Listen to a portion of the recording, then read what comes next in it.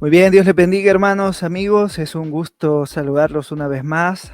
Gracias por estar acá participando de esta transmisión en vivo en la que estaremos hablando sobre el libro de Oseas. A lo mejor muchos de ustedes ya han leído este libro de Oseas, uno de los profetas menores, llamado así del canon protestante, ¿no? Profeta menor, no porque sean menos importantes, sino porque su periodo de tiempo es menor en relación a otros profetas como Isaías o Jeremías o el propio Daniel.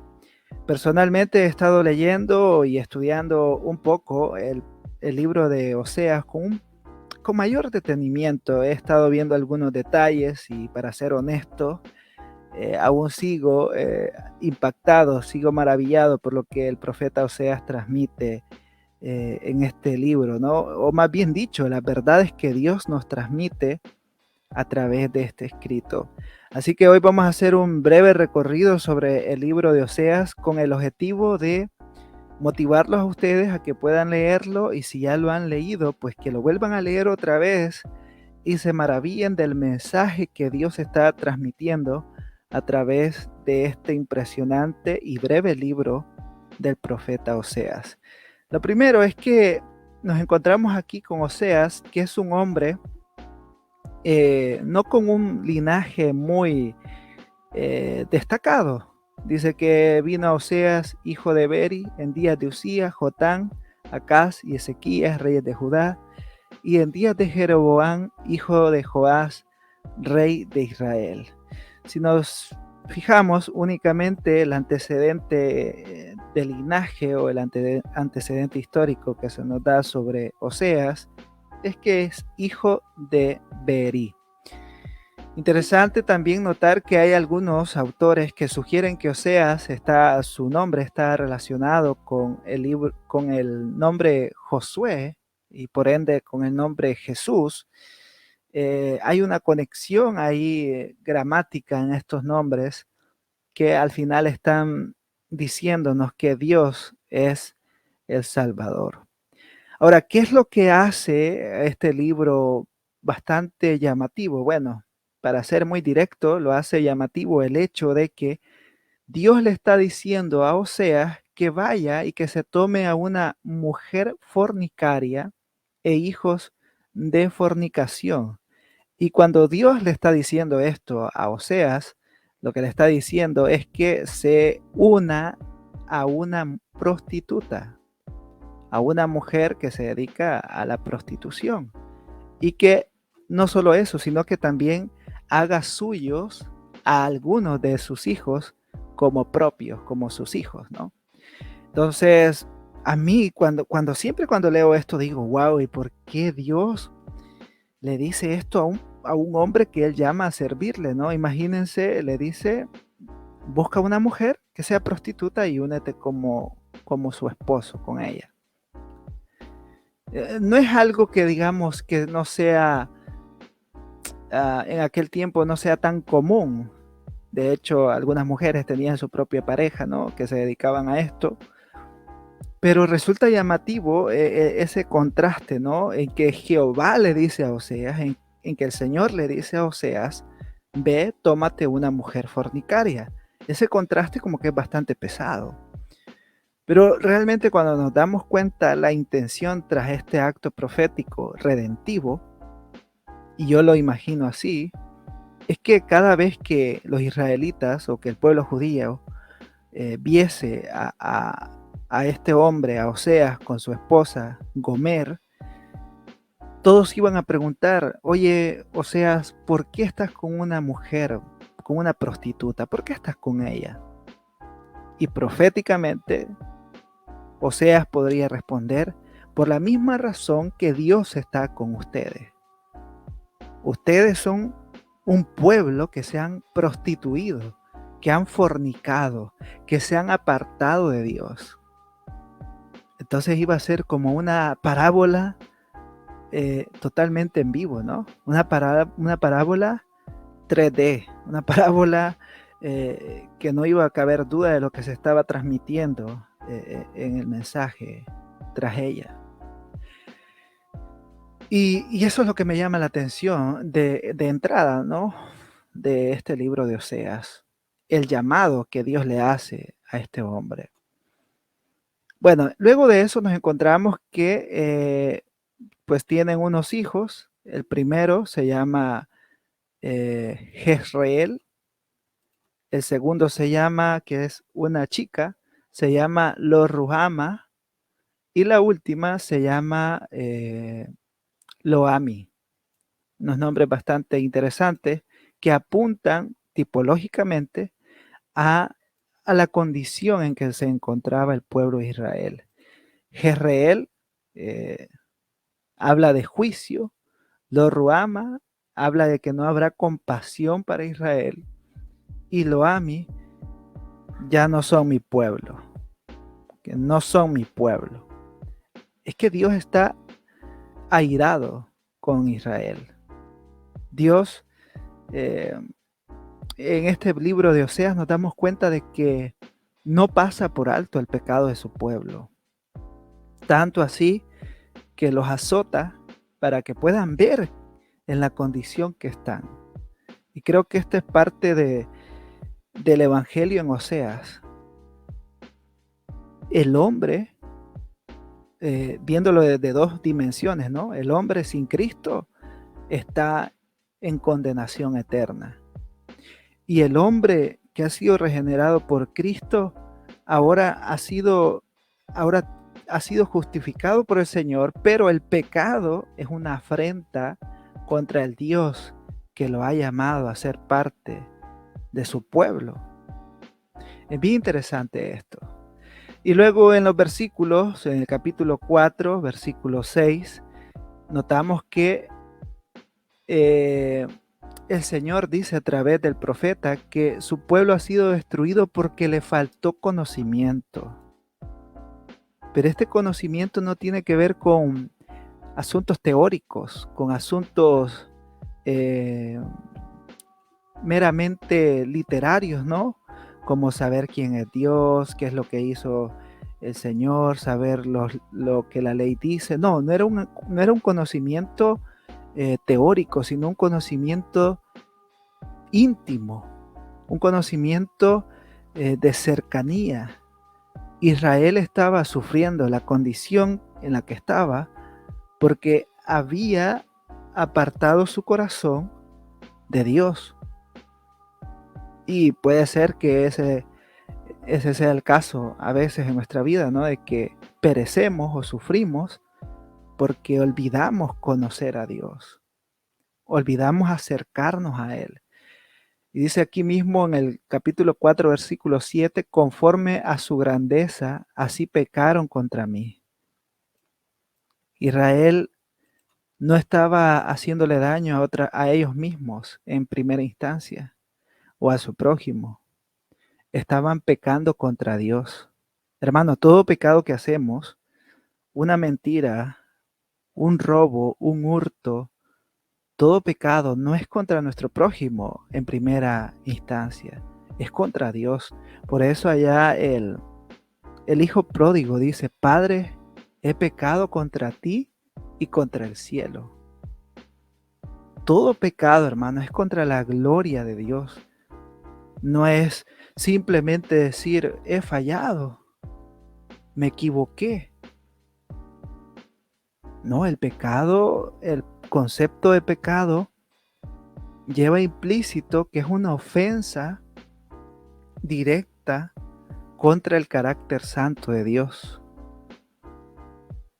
Y este pueblo de Israel, en el libro de Oseas, nos damos cuenta que se habían apartado totalmente del Señor.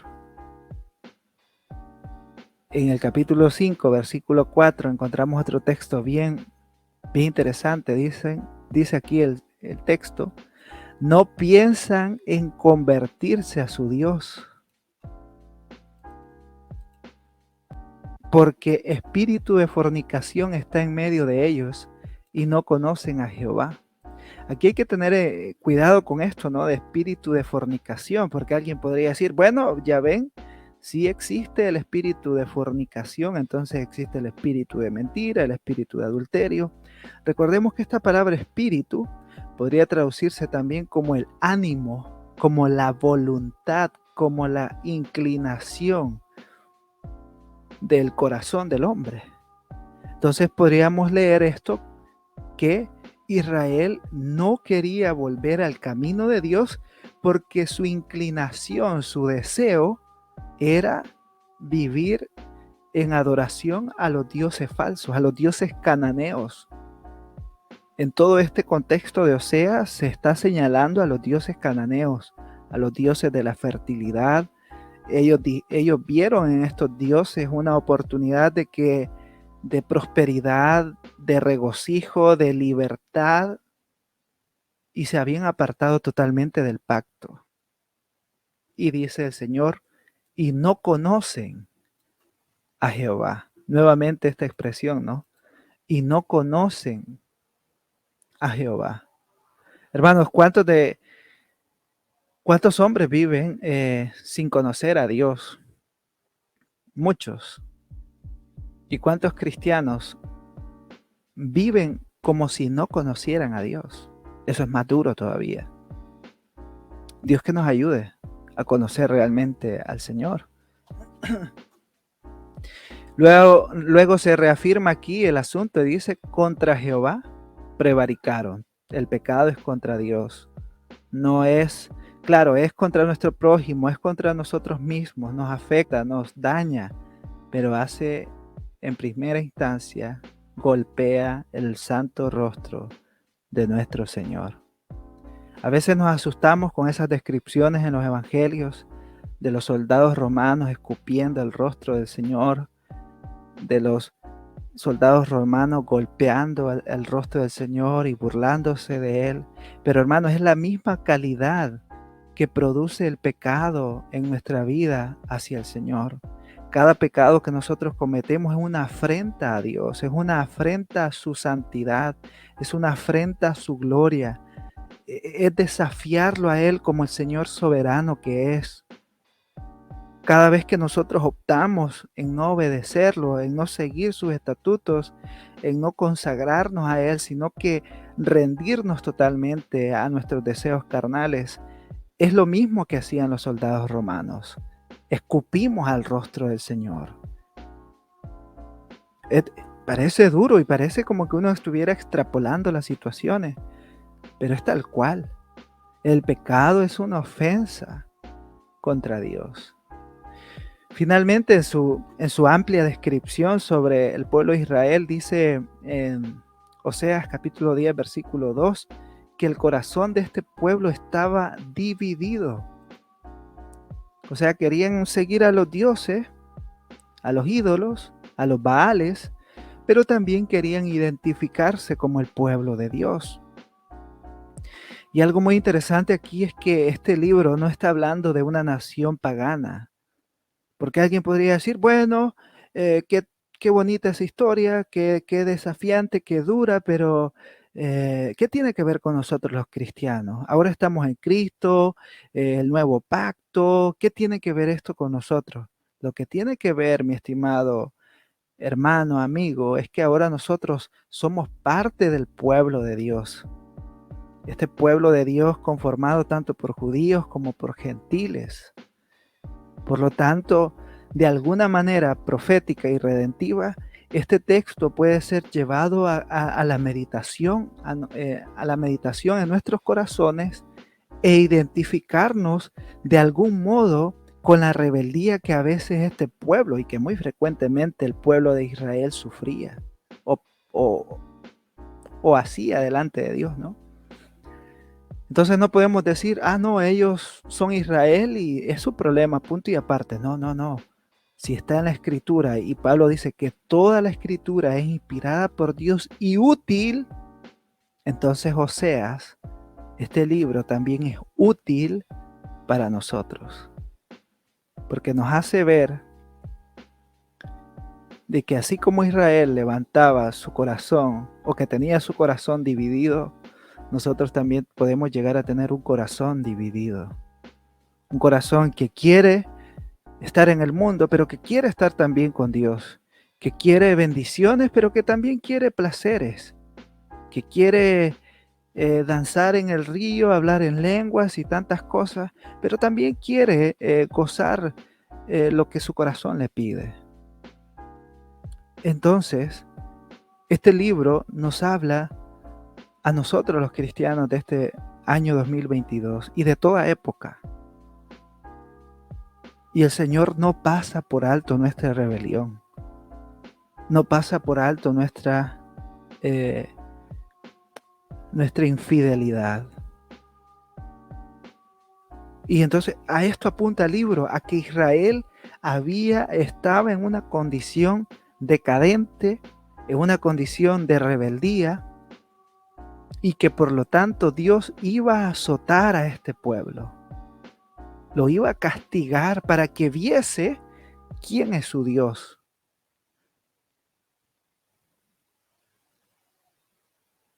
Dios iba a castigar a Israel. Y Dios, hermanos, al que ama, lo disciplina. Hay cristianos que llegan a pensar, miren que yo pequé, pero aquí estoy bien, gracias a Dios, no me ha pasado nada. Hermano, Dios te ama y te va a castigar. Te va a pasar por el fuego para purificarte. Y porque te ama, Él lo va a hacer. Hay enfermedades, hay situaciones duras en la vida que vienen, no porque el diablo está ahí tratando de destruirte necesariamente, sino porque a veces estas situaciones son usadas por Dios, permitidas por Dios, para disciplinar tu corazón, para que veas lo inmundo que eres, que somos, que tendemos a olvidarlo a Él, que tendemos a no vestirnos del nuevo hombre, sino del viejo, y a permanecer en nuestra conducta de rebeldía muchas veces. Dios ama, Dios te ama profundamente, y tan profundo es su amor que te cela. Este lenguaje obviamente es un lenguaje antropomórfico, ¿no? Es un lenguaje antropomórfico, pero que nos está diciendo que Dios es santo en última instancia. Dios es santo y no permitirá que su pueblo, que ha sido llamado a ser santo, viva en corrupción. Él tendrá que purificarlo, tendrá que limpiarlo, tendrá que llevarlo en sus manos y quitar la aspereza, quitar la suciedad mediante la palabra, mediante las circunstancias a veces, mediante la predicación del evangelio, mediante la enfermedad, mediante el dolor.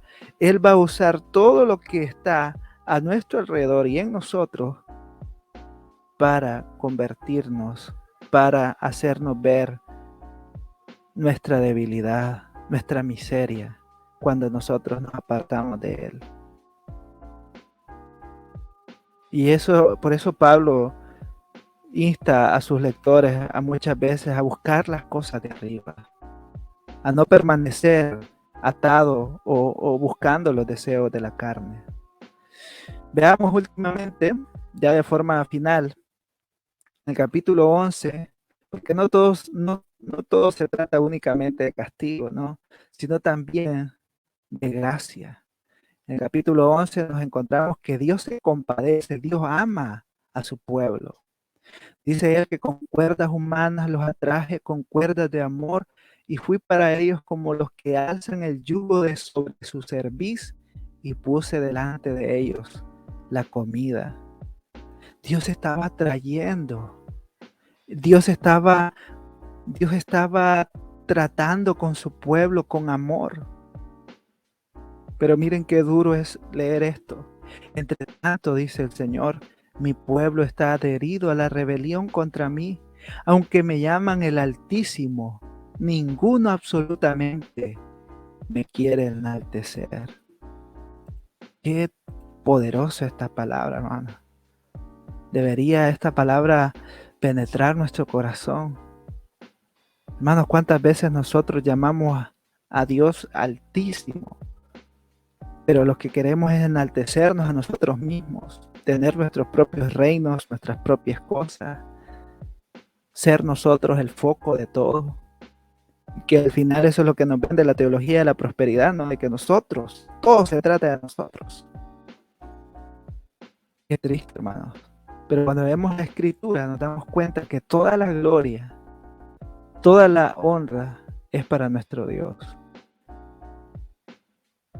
Y finalmente, en el capítulo 14, luego aquí habla sobre el juicio, sobre Israel. Finalmente, el profeta, inspirado por Dios, dice: vuelve, oh Israel, a Jehová tu Dios, porque por tu pecado has caído. Vuelve, vuelve. ¿Cuántos de nosotros necesitamos escuchar esa palabra?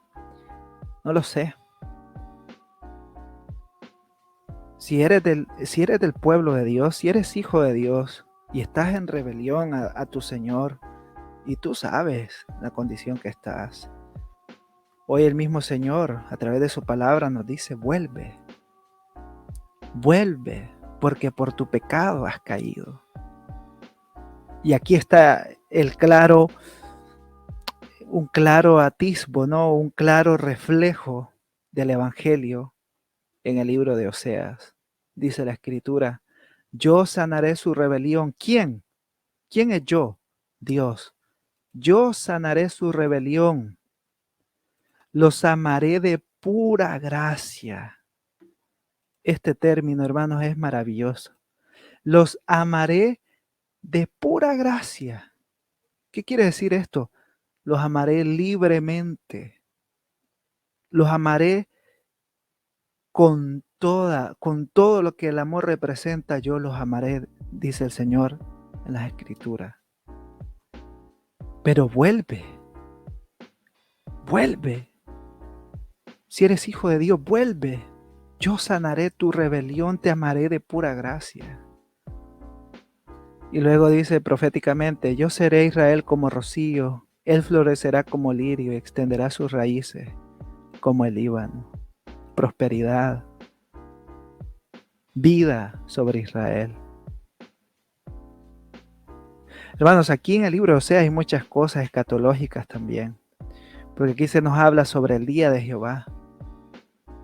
En el capítulo 5 se nos habla de en aquel tiempo, dice el Señor, refiriéndose al día de Jehová, que ya en la línea redentora, ¿no? Se refiere al regreso de Jesucristo. Es muy interesante. Yo quería compartir esto con ustedes porque quiero motivarlos a leer el libro de Oseas. Si ya lo han leído una vez, pues vuélvanlo a leer. Pero léanlo pensando que se está refiriendo al pueblo escogido de Dios, a Israel.